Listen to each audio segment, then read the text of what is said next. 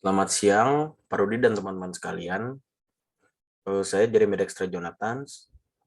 Pada kesempatan kali ini, saya akan mempresentasikan mengenai manager as decision maker.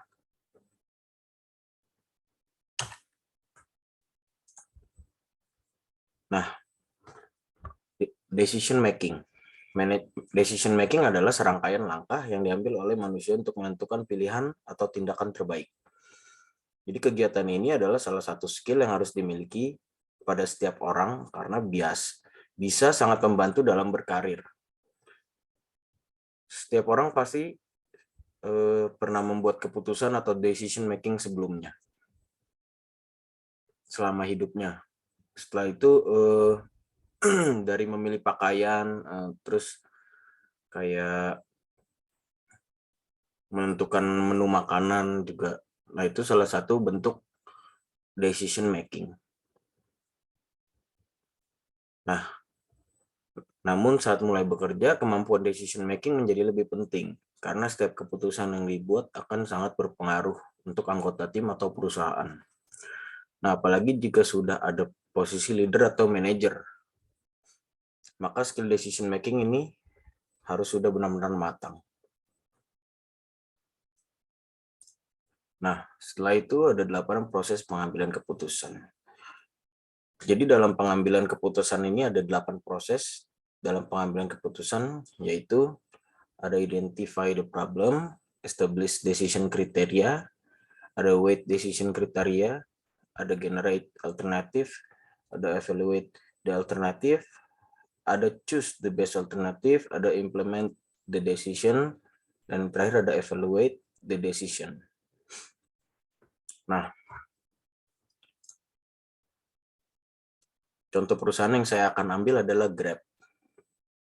Nah, perusahaan Grab ini sendiri dalam proses pengambilan keputusan, yaitu dengan cara identify the problem, evaluate the alternative, choose the best alternative, dan evaluate the decision. Nah, setelah itu ada 2 tipe, two type decision maker. Jadi itu ada 2 tipe dalam pengambilan keputusan. Nah, yang pertama itu ada rational decision making. Jadi rational decision making itu pengambilan keputusan yang rasional. Adalah keputusan yang diambil dengan menggunakan pendekatan rasional atau merasionalisasi dengan menggunakan logika atau pemikiran yang berpola. Jadi pengambilan keputusan yang rasional berkaitan dengan konsistensi dan memaksimalkan hasil yang sering terjadi dalam batas-batas tertentu dengan melakukan analisis situasi dan analisis keputusan. Nah, setelah itu ada intuitive decision making. Nah, jadi intuitive decision making itu adalah pengambilan keputusan secara intuitif.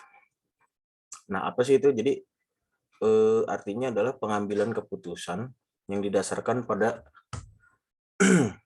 intuisi atau perasaan dan insting yang dihasilkan dari serangkaian proses pengalaman.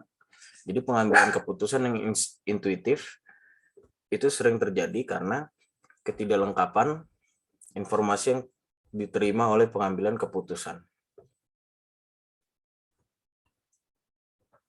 Nah, Grab sendiri, perusahaan yang saya ambil ini, dia menggunakan pendekatan yaitu rational decision making. Karena perusahaan ini sendiri memerlukan waktu dalam mengidentifikasi permasalahan dan menggunakan logika. Apalagi Grab ini sendiri sudah banyak pengundahnya, maka Grab tidak boleh terburu-buru dalam pengambilan keputusan tersebut dan benar-benar harus dipertimbangkan dengan matang. Nah, ini daftar pustaka, ini beberapa referensi yang saya ambil, ini web-webnya. Sekian presentasi dari saya, jika banyak atau ada salah kata, mohon maaf. Terima kasih.